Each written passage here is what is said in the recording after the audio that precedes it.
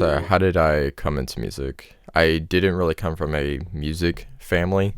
I tried to play sports when I was younger. That's what my family wanted me to do. I played soccer. I played baseball, but it didn't really stick. I didn't really enjoy it.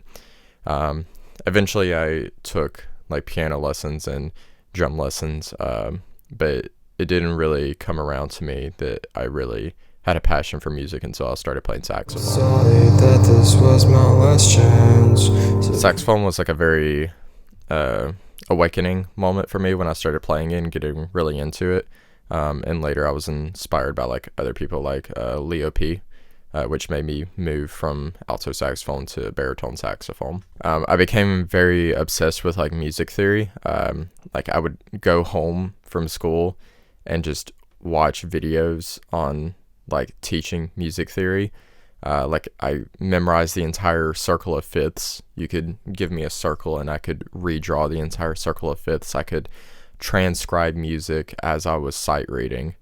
It was a very obsessive thing for me. You know, science teachers would always say stuff like science is math with a purpose.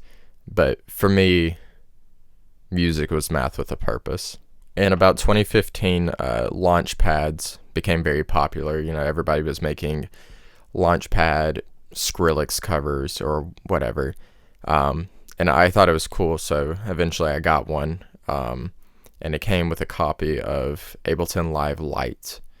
However, it took me a while before I really learned how to use the DAW properly because I was trying to teach myself. And at this point, YouTube tutorial videos were very boring for Ableton. I started trying to make like my own band outside of high school, something that was like my own project, if you will. But it didn't really come into fruition until about 2016 or 2017 when some friends and I started NCN. Never love each other. We started off as like a cover band, kind of like a between pop punk music to just normal pop music. We played a few country songs, a few like oldies type songs, R&B, whatever. We just played what we want. But eventually we started writing our own music. We played all over Alabama, really. I think my favorite show that we played it was on a Saturday in the summer. We had two shows in that day. One show in the morning was a charity gig. However, I was very sick. I was very nauseous. So after that charity gig in the morning, I went home and I rested as best as I could. And then when we started heading to the Pell City Block Party, was it Pell City Block? I think it was the Pell City Block Party Festival is where this happened. I was riding purely on adrenaline. There was no energy in my body for me to function properly, so I had to ride purely on this adrenaline. And we did our set. We did amazing. I even jumped off the stage and started doing my thing. But as soon as that set was over, I went backstage and started vomiting. But it was a fun time. During this time, I also got better at Ableton and started writing like piano music. That was really the only thing that I could do, you know, because it didn't require that much work on mixing or mastering.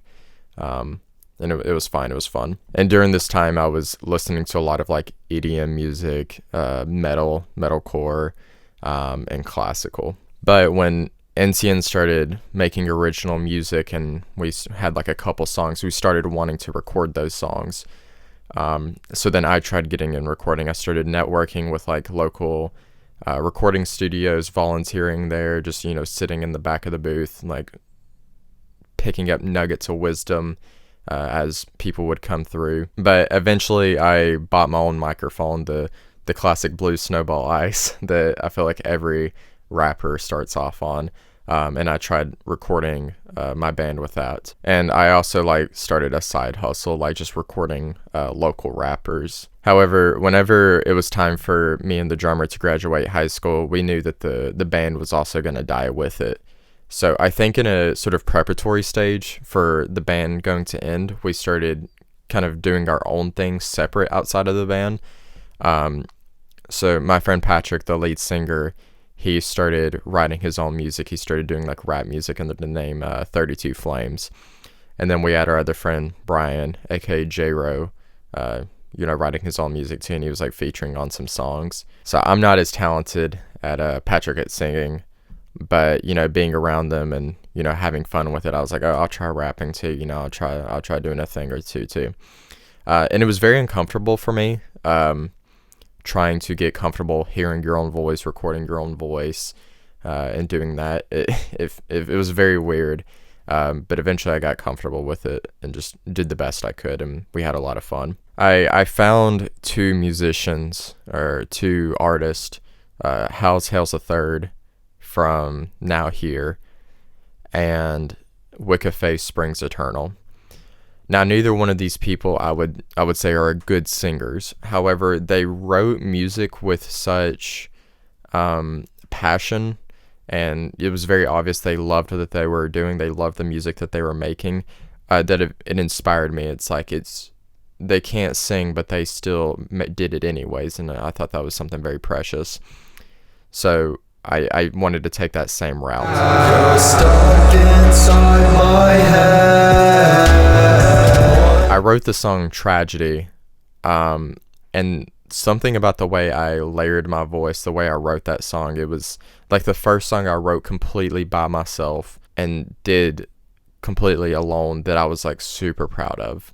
I wasn't using like YouTube beats. I wasn't asking my friend Patrick to like help me write lyrics or anything. I wrote that song completely by myself, and I was super proud of it. And I think that was the moment when I realized I can actually make music, like good music. I started my first name was Val Letko, and I released like an album or two, but then eventually I wanted to rebrand as Young Raven, to sort of fit in a little bit better with the SoundCloud sad boy rapper community, to have a more fitting name.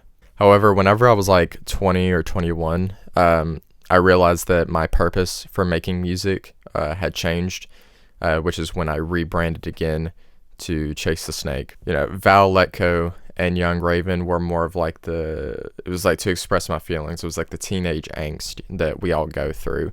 But Chase the Snake was something completely different for me. Memories of being 19 is exactly what the name implies. I wrote all of this music when I was in my youth. Most of the music was written around the ages of 18 and 19.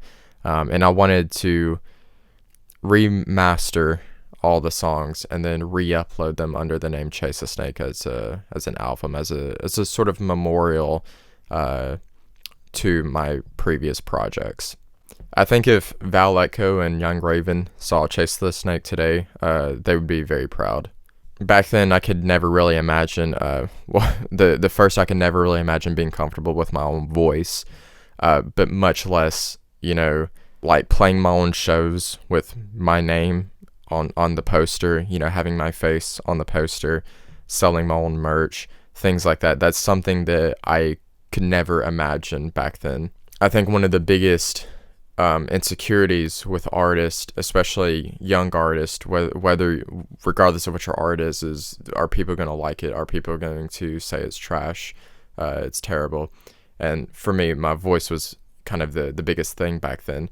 But having such a loving and supportive group of people, keep pushing me to make better music and to keep doing what I enjoyed, was something that is kind of irreplaceable out of all of it. Music is something I'm very happy to do, and I'm very appreciative of the experiences I've had doing it and the love that's been given to me while I've been doing this. What would I say to somebody who's just starting music? Have fun and be nice. I think the day that I'm not having fun doing music, and the day that I'm not in a community of nice artists, is the day I start doing something different. Whether that's picking up a new hobby or finding a different community.